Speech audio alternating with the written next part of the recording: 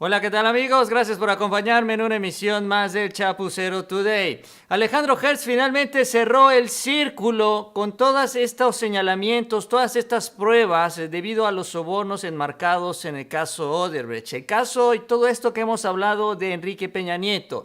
Todo lo que hemos hablado de Luis Videgaray, todo lo que hemos hablado de los videos de Emilio Lozoya, finalmente ya se tiene la historia, ya se tiene todo cómo realmente sucedió, ya se presentó ante el juez en el marco también de las investigaciones que se empatan y se vinculan también con las de Cabeza de Vaca.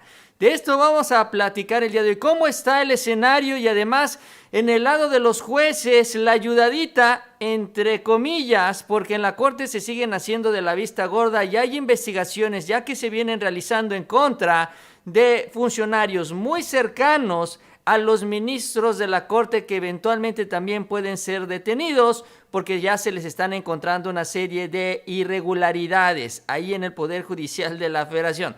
Así que también se está atendiendo esta parte para terminar con la impunidad que ha brindado este poder a estos grupos durante años. Así que les invito a que me acompañen durante los próximos minutos para que conozcan esta historia, lo que ya se le dijo al juez y lo cual ya admitió también en un proceso legal que se está llevando a cabo justamente ante el Poder Judicial de la Federación. Si les gusta la información, les invito a que se suscriban, así de esta manera seguiremos en contacto. También les agradezco su like, nos ayuda mucho con los algoritmos y si pueden mucho mejor compartir la información con su apoyo, llegamos a un mayor número de personas. Bueno, vamos a arrancar entonces con esta historia para que ya tengamos claro ahora sí qué es lo que realmente pasó, quiénes son los personajes involucrados, cómo se dio el dinero, cómo se entrelaza también con muchas noticias. Todo esto que venimos escuchando durante tanto tiempo ahora ya forma parte de una sola historia, que es la que se presentó ante el juez y ya presentó la fiscalía como parte de las investigaciones, con declaraciones también y con elementos documentales que se han obtenido gracias a las diferentes investigaciones que se han llevado a cabo. Todo el escenario ya se está preparando para la consulta ciudadana que será después de las elecciones en contra de los expresidentes. Y los que están en la mira son ellos dos, Luis Videgaray y Enrique Peña Nieto, vinculados también al gobernador Cabeza de Vaca. ¿Cómo está la historia? Si bien hasta ahora se ha procesado por estas pagos de sobornos a José Luis Lavalle, recordarán el ex senador de Campeche, la teoría general del caso ya fue presentada ante el juez federal, quien consideró además que hay evidencias iniciales para presumir la comisión de delitos como asociación delictuosa, lavado de dinero y cohecho. Es decir, ya están en esta siguiente etapa. Lo anterior ocurrió en las audiencias que se dieron sobre el caso Lavalle el pasado 8 y 12 de abril. ¿Qué es lo que se señala? Y de acuerdo a la información de la Fiscalía, señaló el juez lo siguiente: el justiciable, en este caso Lavalle, el acusado, pues, junto con Peña Nieto, Luis Videgaray, Ernesto Cordero, David Penchina, Ricardo Anaya, Cabeza de Vaca y Salvador Vega Casillas, ellos, cuando menos, formaron una asociación delictuosa con hechos cuyos hechos son visibles, con el propósito de llevar a cabo diversas conductas delictivas, dijo el juez Marco Antonio Fuerte Tapia al revisar la información que le presentó la Fiscalía. Todos ellos son parte de esta pandilla, cuando menos que inicialmente la que se está investigando son los nombres, son los vinculados, son los que eventualmente más adelante estarían enfrentando alguna orden de aprehensión. Y de todos ellos, bueno, el más complicado será el caso de Enrique Peña Nieto por todo este asunto de los expresidentes y, les decía yo, la consulta ciudadana. Esta asociación criminal, dijo el juez, permitió a Peña Nieto y a Videgaray trasladar sobornos por alrededor de 97 millones de pesos y estos sobornos provienen de transferencias que se recibieron por parte de Odebrecht, confirmando también los dichos de Lozoya. La entrega de dinero se realizó en efectivo en fajos de billetes de 500 y 200 pesos a través de intermediarios en 15 ocasiones distintas.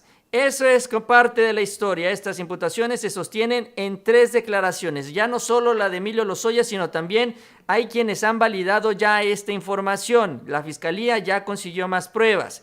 y de 4 personas más que participaron o conocieron de las entregas del dinero a los legisladores, sumados a las declaraciones de Odebrecht. Bueno, ahí tenemos eso. Los fiscales de la Fiscalía confirmaron que luego de haber conseguido la vinculación a proceso de Valle, trabajan en la preparación de las imputaciones contra el resto de los implicados en esta asociación y que ya fueron señalados ante el juez. La historia y el esquema criminal, dicen, es el siguiente. Peña y Videgaray decidieron implementar este esquema de sobornos dirigidos a legisladores que consideraban eran legisladores. Es clave.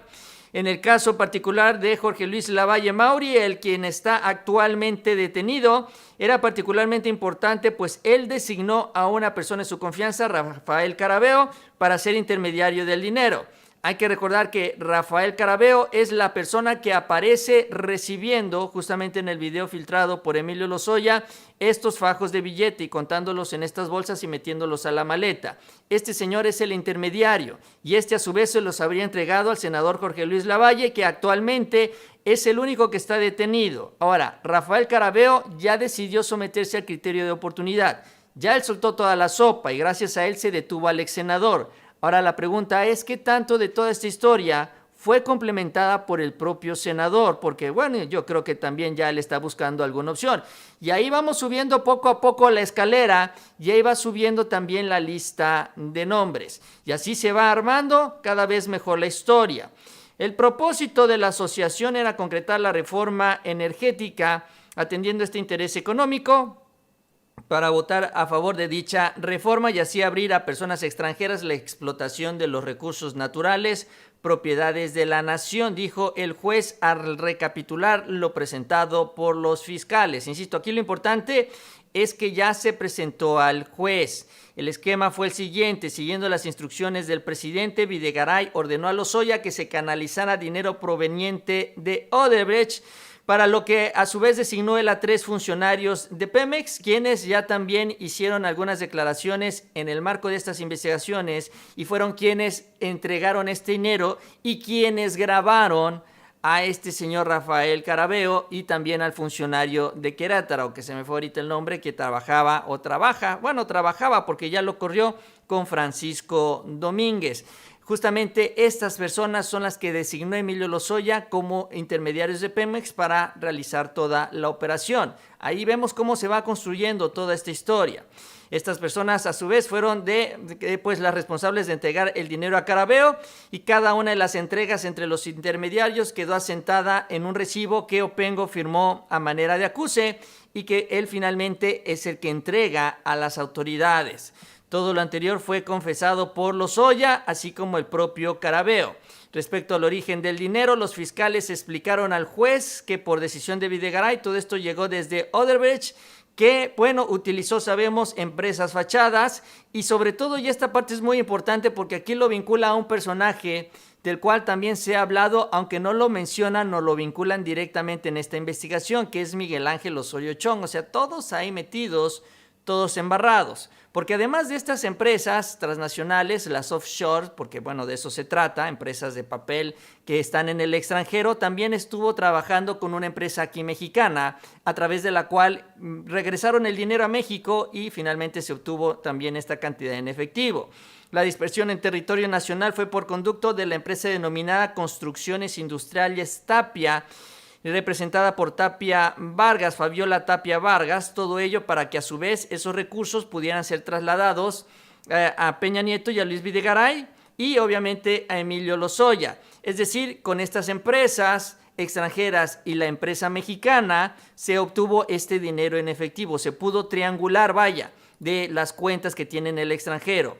Ahora, lo interesante de esta empresa de Construcciones Internacionales Tapia es que también, les decía yo, está vinculado a Osorio Chong, porque esta empresa trabajaba como Odebrecht en la refinería de Tula, también por recomendación de Emilio Lozoya, quien le ayudó a gestionar estos contratos, porque esto fue antes de que llegara Enrique Peña Nieto. Solo que esta empresa, a su vez, también tuvo como socio ahí en Tula al casero de Miguel Ángel Osorio Chong, de acuerdo también a investigaciones que se han dado a conocer en estos últimos meses. Es decir, todos están embarrados, Todos son parte de este mismo gran esquema de corrupción, las mismas empresas fantasmas, los mismos empresarios beneficiados, los millones de pesos por todos lados, priistas, panistas, un gran etcétera. O sea, la historia realmente acaba con varios personajes de los dos partidos. También pega al corazón de la Alianza Va por México, porque bueno, antes no estaban aliados formalmente como lo están ahorita, pero ya vemos que estaban trabajando juntos y de esta manera es como hacían las tranzas, juntos, los dos partidos, PAN y PRI, en este caso con el gobierno priista de Enrique Peña Nieto. De acuerdo con la acusación, la dispersión de más de 97 millones se hizo a través de 15 entregas, las cuales dejaron acuses de recibos y, como mencionábamos, en billetes de 500 y 200 pesos. Entonces, esta es la historia. Ahí, si quieren leerla ya más a detalle, con calma, pues ahí les dejo también el nombre del artículo para que lo revisen, sobre lo que presentó la Fiscalía General de la República, en donde aparece ya esta acusación en contra de los personajes principalísimos. Evidentemente es Enrique Peña Nieto, Luis Videgaray, Ricardo Anaya y Cabeza de Vaca, que es el otro elemento que aparece en esta historia, porque ya sabemos que a Cabeza de Vaca pues ya tiene esta investigación aparte por no declarar 900 millones de pesos que no ha podido justificar, y se entiende parte de este dinero pudo haber sido de los sobornos que recibió de Odebrecht. Y bueno, en el caso de Cabeza de Vaca, que es, digamos, el otro punto de entrada a este caso, a esta investigación que lleva hasta el expresidente, ¿cómo va? Ya sabemos que tiene esta orden de aprehensión, que es lo que trascendió la semana pasada, pero también sabemos que Cabeza de Vaca se blindó en el estado de Tamaulipas, se rodeó de tanquetas y además presentaron una nueva controversia. Esto por parte del Congreso a la Cámara de Diputados. Digo, a la Corte, a la Suprema Corte de Justicia de la Nación, el Congreso de Tamaulipas. Y entonces, este procedimiento, ¿cómo va? Ellos lo que impugnan o controvierten es la orden de aprehensión. Ese es el reclamo ahora que hace el Congreso de la Corte en contra de Cabeza de Vaca. Y bueno, ya le dio entrada a la Corte a este reclamo del gobernador de Tamaulipas, en donde también lo va a recibir el mismo ministro que habría recibido, o más bien habría ya fallado a favor de Cabeza de Vaca, que es Juan Luis González Alcántara, quien recibe esta controversia constitucional. Nueva controversia ahora en contra de la orden de aprehensión. Van directo contra esta decisión. De esto debido a la regla de conexidad, que es decir, que ya había conocido previamente de este caso y por eso se le entregó. González Alcántara, a este ministro, notificará en los próximos días si admite a trámite esta controversia o si la desecha por notoria improcedencia, como lo hizo con la anterior. Aunque finalmente hay que recordar que en la anterior le dio la razón a Cabeza de Vaca. Ahora, este ministro Alcántara fue propuesto por el presidente, lo sabemos, fue una gran traición también a esta intención de la Cuarta Transformación, poniéndose del lado de los opositores en este caso, porque su decisión es muy cuestionable, porque no está respetando un proceso constitucional, que es lo que señaló la Cámara de Diputados. La verdad es que lo convirtió en letra muerta. Sin embargo, en estos últimos días el presidente se reunió con él, desayunaron juntos y eventualmente, aunque él lo negó, pues se pudo haber comentado el tema o tal vez de algo se pudo haber hablado en este encuentro. No lo sabemos y no sabemos cuál será hasta el momento la decisión de la Corte, que ahora está enfrentando esta situación, ¿no? Ya se le reclamó mucho a este juez, a este ministro, que haya tomado esta decisión a favor de Cabeza de Vaca, porque se echa para atrás una decisión que de acuerdo a la Constitución es inatacable, y finalmente el Congreso de Tamaulipas, con la mano en la cintura, pues la echó para atrás y no ha pasado absolutamente nada. Ya no es tanto responsabilidad de la Fiscalía General de la República, ya tienen las pruebas, con las denuncias también que presentó la Unidad de Inteligencia Financiera. Ahora estamos en el terreno de los jueces, en el terreno del Poder Judicial de la Federación, y en esto también ya están empezando a caer los reclamos desde el Congreso Federal, porque también ahí se están dando cuenta que después de todo un proceso que se llevó a cabo ahí en la Cámara de Diputados, nadie les hizo caso. O sea, no sirvió para absolutamente nada. Repito, es letra muerta, no hay nada que hacer ahí. Que quiten ese artículo de la Constitución, no sirve para nada. cuando menos de acuerdo a la interpretación de este ministro José Luis González Alcántara, quien es el que rebota esta solicitud de desafuero, o bueno, esta decisión de desafuero de la Cámara de Diputados. Incluso hoy el coordinador Ignacio Mier ya presionando a la Corte y a este ministro para que decida ahora sí permitir la orden de aprehensión, o cuando menos ya quede establecido que se le quitó el fuero. Ignacio Mier consideró que de no resolverse pronto la situación respecto a Cabeza de Vaca se podría sentar nuevamente un precedente de evasión de la justicia, y peor aún con la complicidad de las instituciones locales. Y aunque él no habla precisamente de la Corte, también tiene que ver la Corte, porque el Congreso de Tamaulipas decidió a favor de Cabeza de Vaca, pero eso era lo que se esperaba. Y al final de esta historia, lo más importante no es lo que decide el Congreso de Tamaulipas, sino lo que decida la Corte, quien es el que tiene la última facultad legal para tomar esta decisión.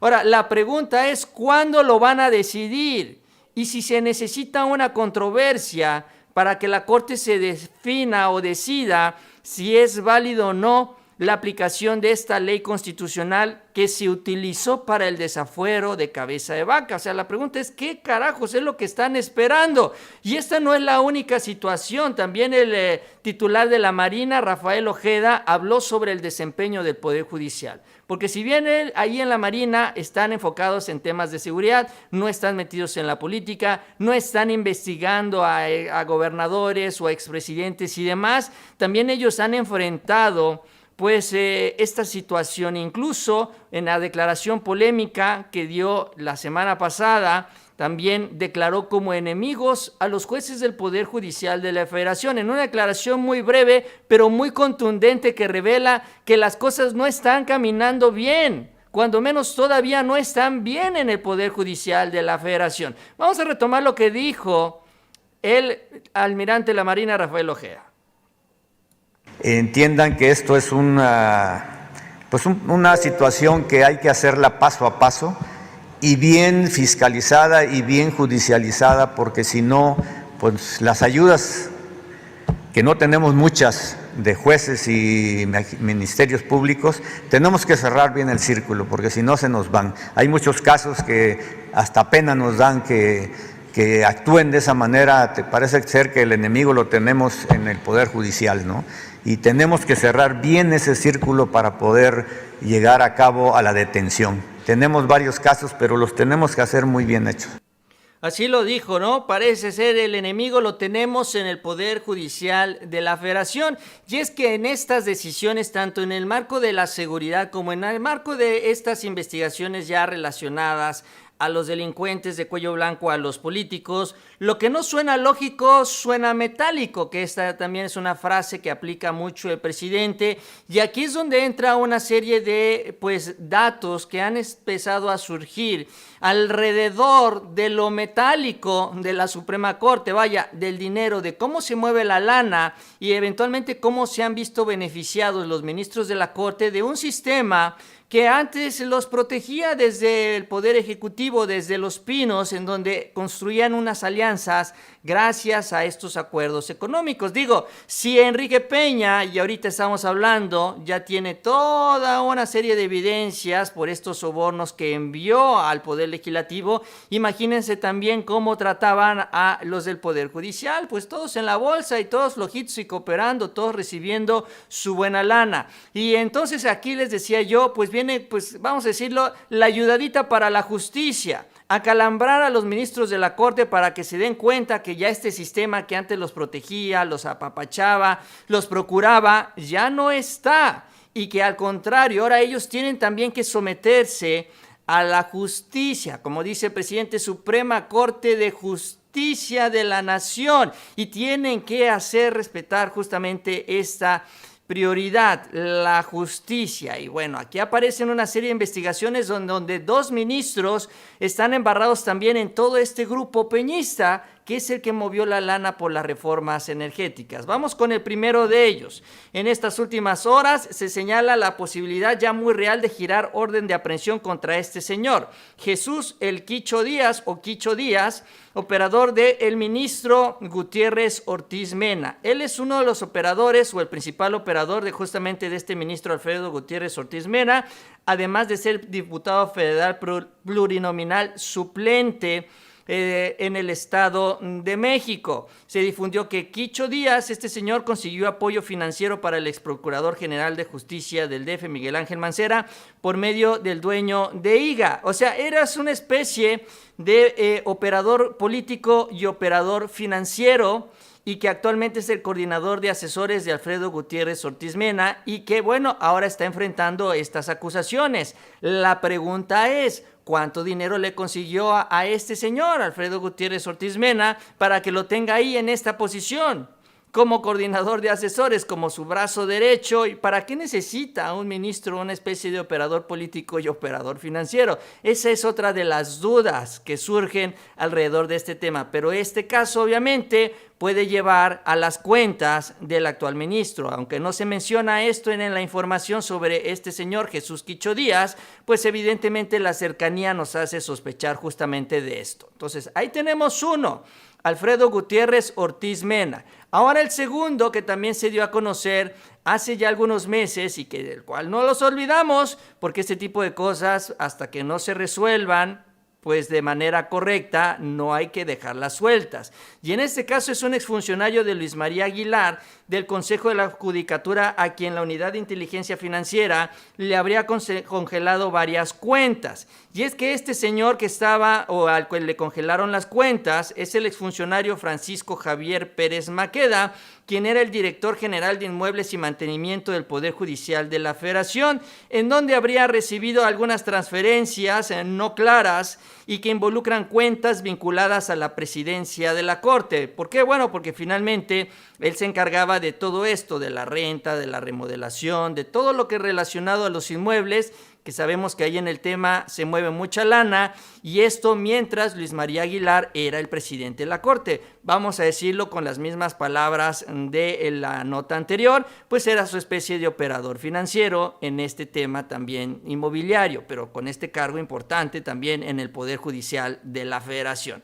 Y entonces tenemos a Luis María Aguilar y a Alfredo Gutiérrez Ortiz Mena. Ahora, ¿qué los vincula a ellos dos, además de estas investigaciones que tienen en su contra ya con funcionarios muy cercanos a ellos, y que es muy difícil entender o creer que se movieron sin la venia de estos ministros? Bueno, lo que tienen en común estos dos consejeros es que justamente ellos dos fueron dos de los asistentes a la famosa boda de Juan Collado, donde estuvo Enrique Peña Nieto, y donde, bueno, se ha circulado y conocemos bien estos videos desde hace tiempo. Es decir, ellos eran parte de este club, de este grupo cercano al peñismo, de este grupo encabezado por Salinas, que movió este dinero, estos 100 millones de pesos, para sobornar a legisladores. Ahora la pregunta es, ¿cuánto recibieron ellos? Porque pues si ya está pagando a unos, pues es difícil creer que no les haya pagado a los otros. Y ahora, ¿qué favores están pagando? Y ojo, acuérdense que Cabeza de Vaca está también en este mismo grupo, y si cae Cabeza de Vaca, obviamente la Fiscalía va a vincular las dos investigaciones y va a poder conseguir más testimonios sobre la investigación relacionada a estos sobornos. Es decir, que lo que consigan ellos de Cabeza de Vaca por esta investigación de la gobernatura les va a servir todavía para fortalecer la investigación en contra de Peña Nieto y en contra de los demás panistas, porque ya una vez detenido Cabeza de Vaca también pues va a soltar la sopa, porque así son. Cuando los agarran, cuando no los agarran se sienten muy valientes, pero cuando ya están tras las rejas ya ven cómo resolver su problema, y ahorita eso es lo que justamente estamos viendo. Cabeza de Vaca se blinda, usa su poder político, usa el poder económico que le da el cargo de gobernador, pero ahí se mantiene encerrado, dice, o cuando menos en la Casa Tamaulipas, aunque nadie lo ha visto realmente, más que en fotos en redes sociales, porque hoy subió una serie de imágenes en donde supuestamente trabajó con su gabinete, pero honestamente Estas imágenes se pudieron haber tomado en cualquier momento. La verdad es que yo no me lo acabo de creer, no me queda claro, nadie sabe a ciencia cierta si ahí está el gobernador Cabeza de Vaca en la Casa Tamaulipas. Él dice que sí, sus funcionarios dicen que sí, pero ni siquiera el abogado tiene la certeza. Aguilar Sincer reconoció que él no tiene la certeza de que esté ahí, o sea, no sabe realmente, aunque se aparece ahí, dice, pues yo no te puedo garantizar que esté en la Casa Tamaulipas. De ese nivel es el temor de Cabeza de Vaca, y por eso también esta rebelión institucionalizada o institucional desde el estado de Tamaulipas. Pero bueno, eso es lo que está en juego. Esto es lo que ha encontrado la fiscalía, esto es lo que ya saben los jueces, y ahora pues la decisión recae en ellos, que tomen esta decisión, ahora sí, que se tomen la iniciativa para terminar hasta donde tope, llegar hasta Enrique Peña Nieto una vez que se presente la solicitud en contra del expresidente, y que no empiecen a poner excusas, no empiecen a sacar un fuero que pues no sabemos si existe y que ellos son los que ahora tendrán que interpretar, porque ahora le tocará a la Corte interpretar sobre los expresidentes una vez que entre esta denuncia de la Fiscalía. Pero ahí está la ayudadita, ya cuando menos están los mensajes en estas investigaciones que rodean a los ministros, y esperemos que ya con esto sientan que ya están libres de estos intereses económicos que los manipularon durante tantos años. Digo, por decirlo de una manera bonita, para no decir que estaban comprados y que ya se les acabó el juego a todos ellos. Bueno, pues con eso terminamos la transmisión de este video. Bueno, aquí tenemos algunos mensajes. Dice Nafra, saludos desde Austin, Texas. Gracias por tu chat. También aquí tenemos de Javier. Dice, saludos Mau, para mí eres el mejor comunicador. Tú y Meme Yamel me informan bien. Deberían hacer enlaces de vez en cuando. Gracias, Javier. La verdad es que yo no he hecho muchos enlaces, pero pues sí, no estaría mal también tener ahí un enlace con Meme y Yamel. Bien, yo les agradezco que me hayan acompañado en este espacio. Espero que les haya gustado el video. Si fue así, les invito a que se suscriban a este canal para que sigamos en comunicación. También les agradezco ese like a este video. Nos ayuda mucho, mucho en las redes sociales su apoyo. Y también, pues, si lo comparten en sus propios espacios, pues que mucho mejor. Con su apoyo llegaremos a un mayor número de personas. Solo así en las redes sociales podemos crecer todos apoyándonos en este tipo de temas. Y bueno, yo les invito a que sigan pendientes de los próximos videos donde seguiremos hablando de este y otros asuntos muy importantes.